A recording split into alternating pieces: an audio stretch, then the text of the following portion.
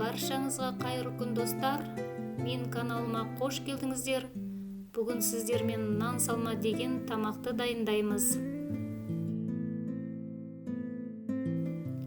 Ең алдымен қамыр дайындаймыз. Сұйықтығына 100 мл жылы су, 1 шай қасық ас тұзы, 2 жұмыртқа қажет.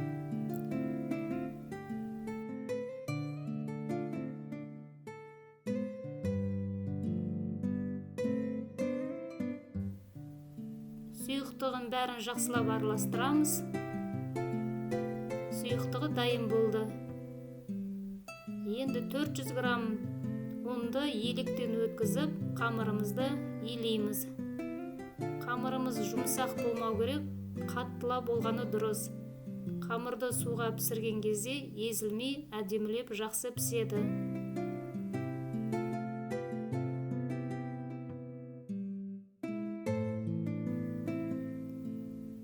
Қамырымызды илеп болдық.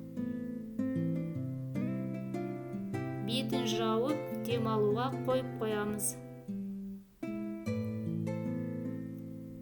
Енді көкөністерімізді дайындаймыз. Көкөніске 4-5 картошка, 2 пияз, 2 сәбіз, 1 сарымсақ, 2 болгар бұрышы қажет. Және 400 грамм ет қажет. Мына жерде мен тауық етін алдым. Сіздер үйде қандай ет бар, соны аласыздар. Енді видеода көрсетілгендей көкөністерімізді ірі етіп, турап кесіп аламыз.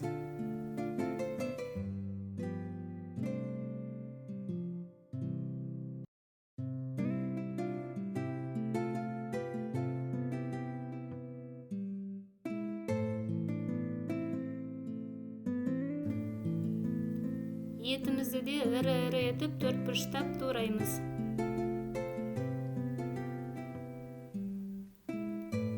Міне көкөніс етімізді бәрін турап дайындап алдық. Енді қазанымызды отқа қойып қыздырамыз. Қызған соң 100 мл сұйық майды құямыз. Сосын бірінші етімізді салып, жақсылап 10-15 минут қуырамыз.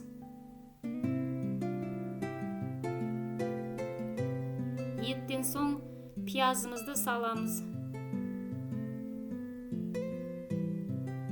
Бір ас қасық тұзды салып қуырамыз.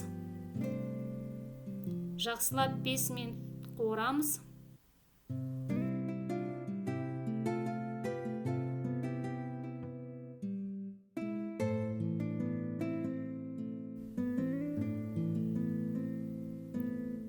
Пияздан соң сәбізді салып қуырамыз.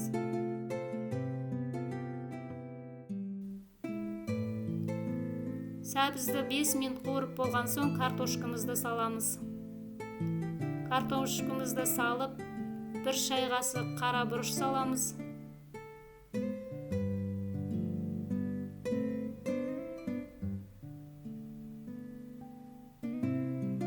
Бір ас қасық томат саламыз. Бәрін жақсылап араластырып қуырамыз.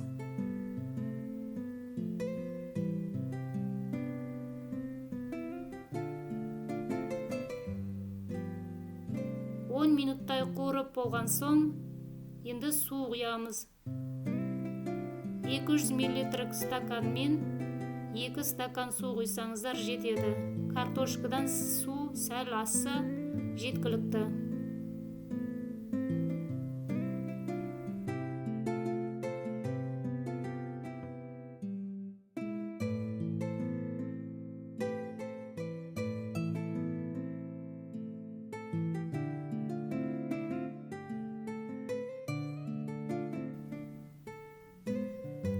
Тұзын дәмін көріп, енді сарымсағымызды бүтіндей ортасына саламыз.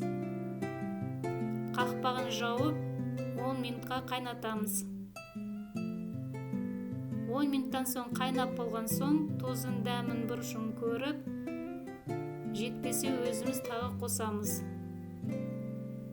Енді турап дайындап қойған 2 болгар бұрышымызды саламыз. Болгар бұрышты соңына таман салған дұрыс. Өйткені болгар борщы тез езіліп кетеді. Сондықтан соңына таман пісіріп салғаны дұрыс.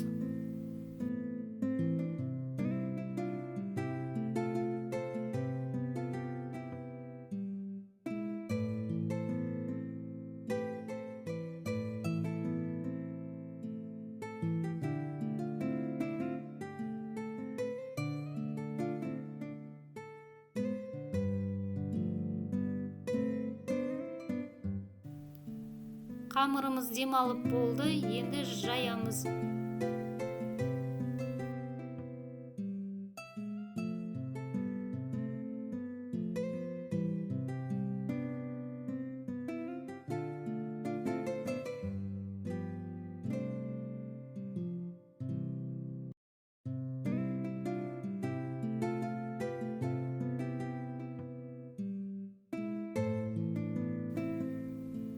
Қамырымызды жайдық, өте жұқа емес, 5 бармақтың қамыры секілді етіп жайсаңыздар болады. Қамырымызды жайып болған соң, видеода көрсетілгенде осылай тізіп аламыз. Екіге ортасынан бөліп, жіңішке не жуан емес, орташа етіп, теп-тегіс етіп кесеміз.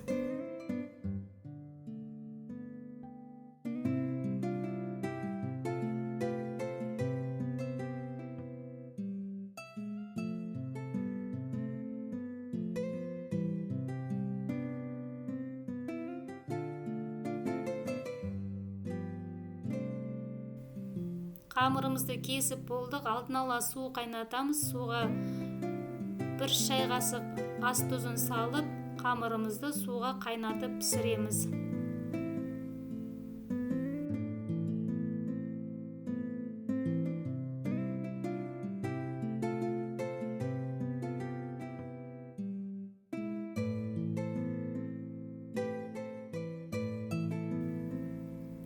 Қамырымыз піскен соң, табағымызды дайындап қойып, табағымызға салып, енді қайнап тұрған көкөнісімізді араластырып, қамырдың үстіне құямыз.